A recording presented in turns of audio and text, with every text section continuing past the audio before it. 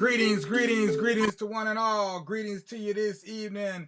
This is Doc Ock coming at you live and direct from Black Facts Headquarters Central, and develop everything. We're just like the daily news, just about. We got breaking news over here. Breaking news, breaking news. We're about to destroy the blues all up in here. We're about to destroy the blues, because we're going to bring you some clues for all you little ones out there that haven't paid your dues yet. Yeah, we got some news for you. So, tonight, you know what you need to do. That's not news. Give us a like, then a thumbs up. And when you're done with that, be a happy pup and run all around and tell your friends and your family about Doc Ock. Because I'm over here doing what I need to do and being who I need to be, just like you need to be who you need to be every now and then. Proverb for the day. Let's see what we got. Oh, we still got a few left. We did this one here. Mkuki kwa nguruwe kwa wanadamu chungu. We did that one earlier. A spear should only be used against a pig, because if you do it against a person, it kind of hurts. Yeah. Mkuki kwa nguruwe. Nguruwe. So we're going to do another one for you here. Here we go here. Mataka yote kwa pupa hukosa yote. Mutaka yote kwa pupa hukosa yote. And what that means is, he who wants everything at once will give up everything. Drop everything to get everything that they want at the same time. You know, this is the one about the monkey and the gourd, where somebody puts something inside the gourd and the monkey reaches in there to get it, but when he pulls his hand back out, his hand won't come out and the monkey's trapped with his hand in the gourd. Can't get the hand out because he refuses to let go of what's in that hand.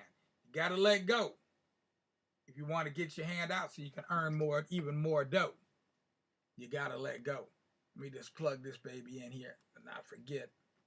I hate running out of juice. Stay plugged up. All right.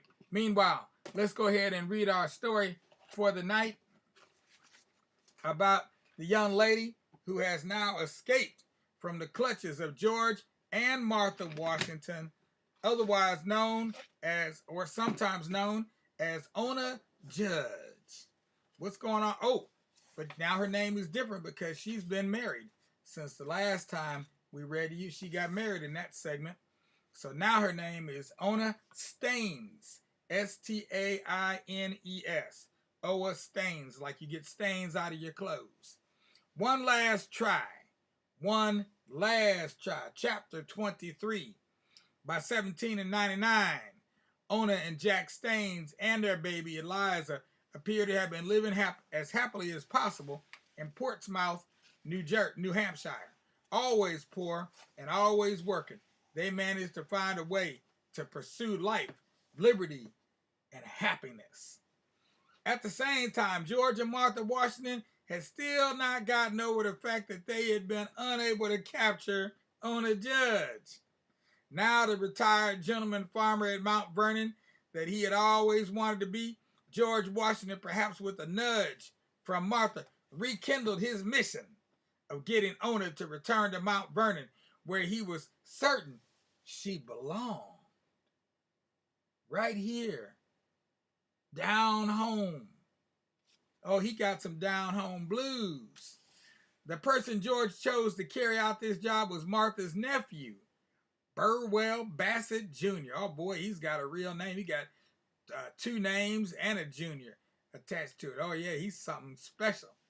Burwell was 35 years old, 9 years older than Ona. He had known Ona as a child from his visits to Mount Vernon. Now he was a member of the Virginia Senate.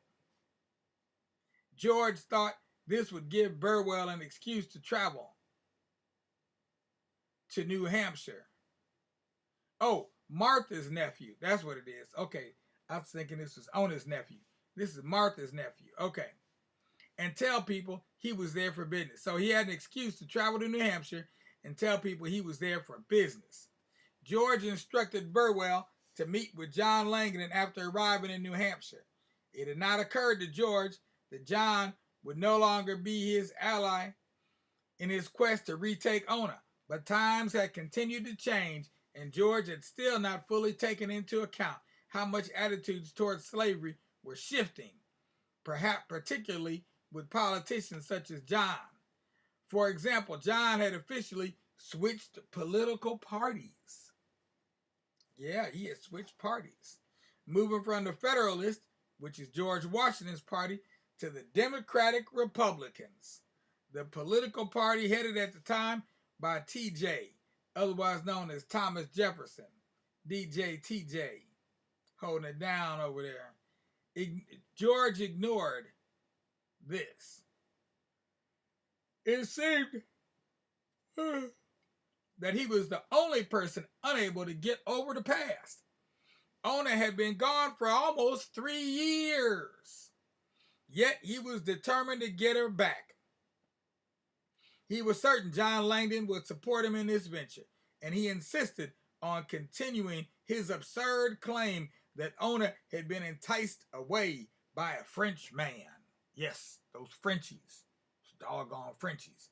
They've been a problem. They've been a thorn in my side for many years, many years.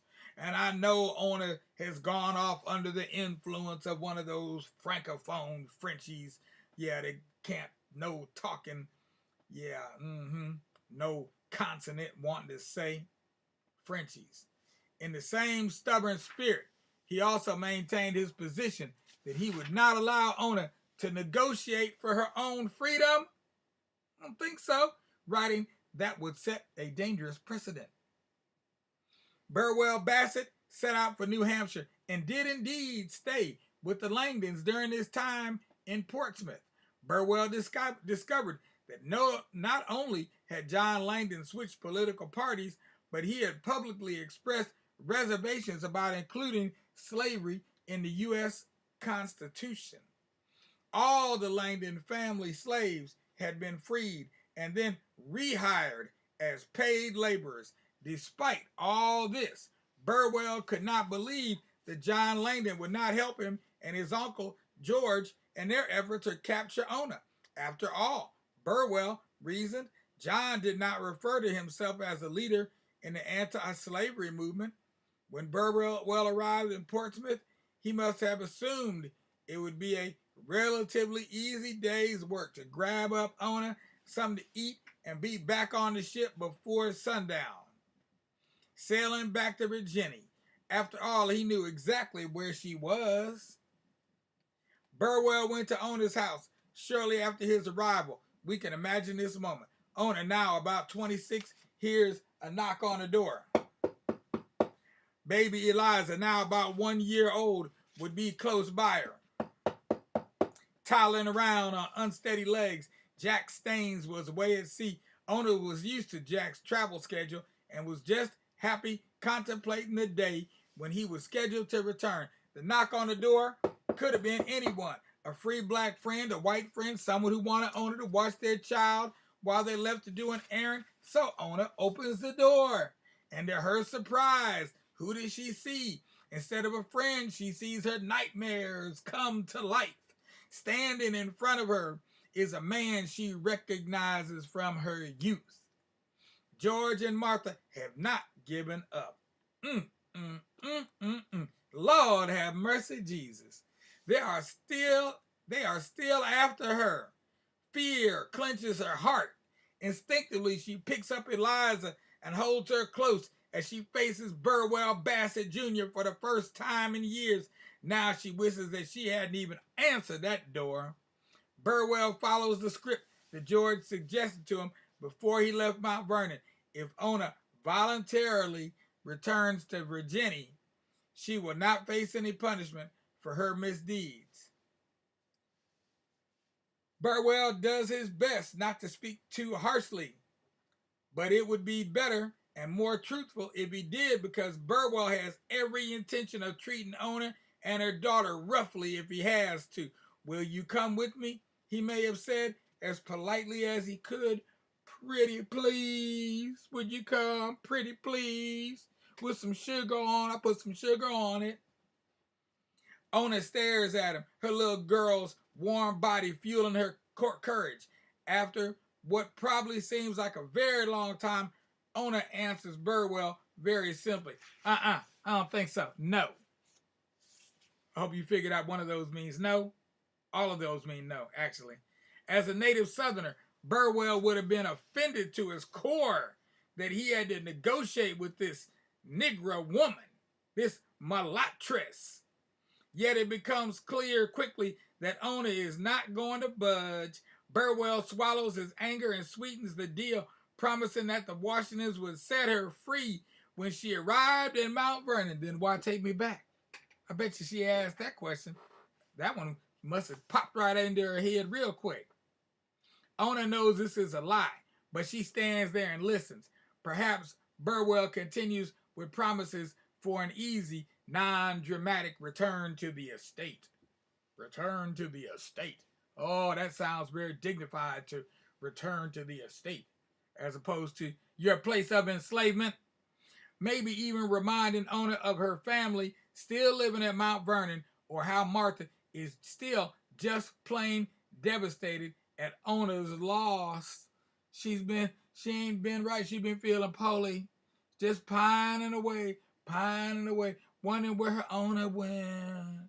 She wondering, you need to come before something happened to her. Because there's no one who is as wonderful as her best slave, her best Negro slave. Ona is missed. Ona is needed. The man's almost down on his knees pleading for her to get on that boat and head back to slavery. Maybe Burwell looks around at that moment and delivers his strongest argument. If she goes with him, Ona and Eliza will not have to live in poverty in New Hampshire. As Burwell prattles on, Ona finds her resolve.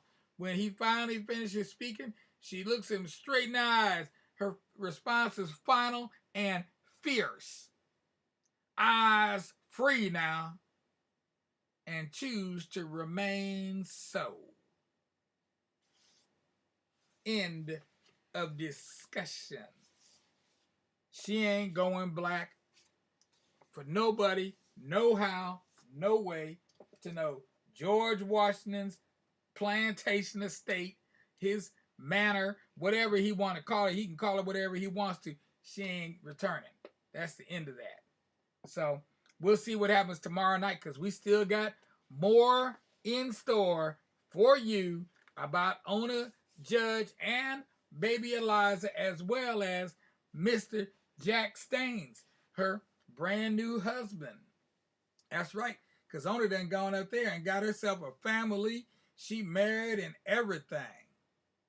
Everything. And they talking about go back to Virginia. For what?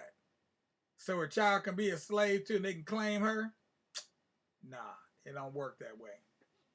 So, all you little children out there, you know what time it is. Ain't no need for me to give you a quiz, because you already a whiz. All I need you to do is start to take care of your biz by putting your little head on your little pillow, on your little bed, and close those your eyes, waiting for that sun to rise. And when you see that big old sun coming up in the sky,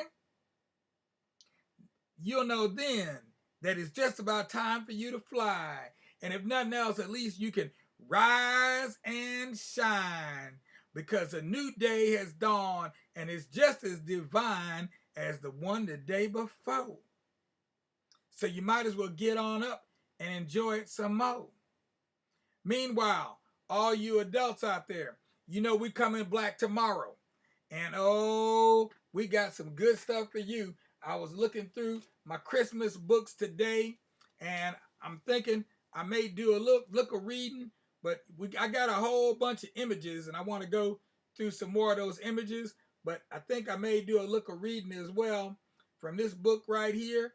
It's called The Battle for Christmas. The Battle for Christmas. Y'all didn't know there was a battle for Christmas, and I ain't talking about in no Europe. I'm talking about right here in New England. People had to battle for Christmas because they almost banned Christmas. Christmas just about got banned. The question is why? Now, if you're paying attention and you're watching the videos I posted up today on Facebook, Facebook and YouTube, I posted up some videos in the YouTube playlist talking about Christmas, giving you a different perspective on Christmas, and they were pretty modern videos. I had Jim Jeffries up there talking about Sparta Pete. I had Jimmy Fallon talking about Krampus. I had a few people up there, so you can see some of the late night talk show hosts talking about what I'm talking about, but they ain't talking about it from the perspective that I'm talking about. But at least you can see it's not just me. There's other people out here talking about it too, and y'all just ain't been paying attention. So open your eyes and see what you see, and don't forget to give a like for me, a thumbs up as well if you're looking at us on YouTube, and then go ahead and subscribe to the Tubular Black Facts channel so you'll have us on lock. Every time we come on, boom, you'll be notified. So tomorrow we're going to do our presentation at noon, and then that'll be followed up with a secondary presentation of more videos on Christmas, celebrated in some ways that you may be unfamiliar with. But we're going to familiarize you with some other ways of celebrating Christmas, not only in Europe and America, but in Africa and in the Caribbean too. That's right, because we're going to see if we can squeeze in some John Canute. So check it on out. And when we get done, there'll be no doubt you'll be a little bit wiser when Christmas time comes around this year. Peace out without a doubt, y'all. We transitioning on out. This is Doc Ock. Over and out.